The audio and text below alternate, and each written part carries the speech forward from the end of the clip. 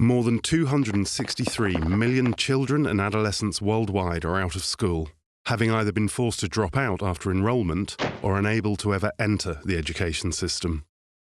The world's most vulnerable and marginalised children and youth are the ones who face the biggest challenges in getting an education. With each missed school year, the risk that they will be unable to return to formal education increases. And what's more, they also face increased risks to their protection.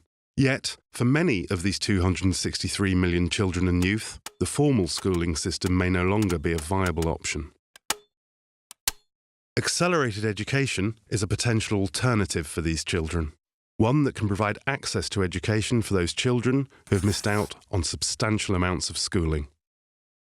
Accelerated education programs are flexible, age-appropriate programs run in an accelerated timeframe which aim to provide access to education for disadvantaged, overage, out-of-school children and youth, particularly those who have missed out on or have had their education interrupted as a result of poverty, marginalisation, conflict and crisis.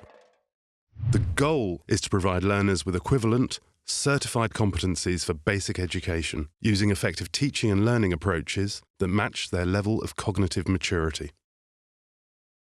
The Accelerated Education Working Group is made up of education partners working together to strengthen the quality of programming.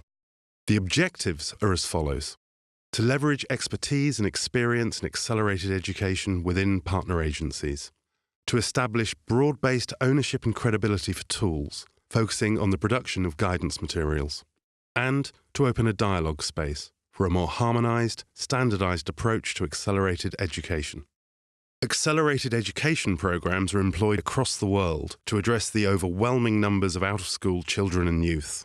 Yet, there is insufficient validated documentation that provides guidance and standards for efficient programme planning, implementation and monitoring. The working group has begun to address these barriers. We first began by clarifying the differences between several key terms. The 10 principles for effective practice for accelerated education aim to clarify the essential components of an effective accelerated education programme. These 10 principles are the foundation of all our materials and guidance. Our guide expands on the principles, specifying key definitions, essential information, and recommended actions based on good practice. We wanted to know how useful and applicable this guidance was, so we field-tested the tools within various contexts, with different target populations and at various stages of the programme cycle.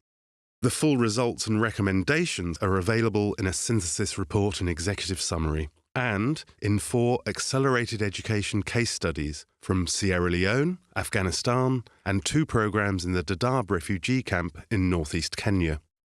Based on the results and recommendations from the field testing, the working group then revised all of the guidance materials. We have also developed a checklist, a practical field tool based on the principles that helps to determine actions needed to improve accelerated education programs.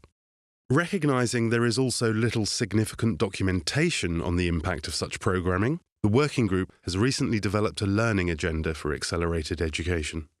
The learning agenda aims to organise and generate evidence to inform strategic planning, project design, project implementation, monitoring and evaluation, and in-service training efforts. These initiatives will serve as a robust platform for future developments in the field of accelerated education.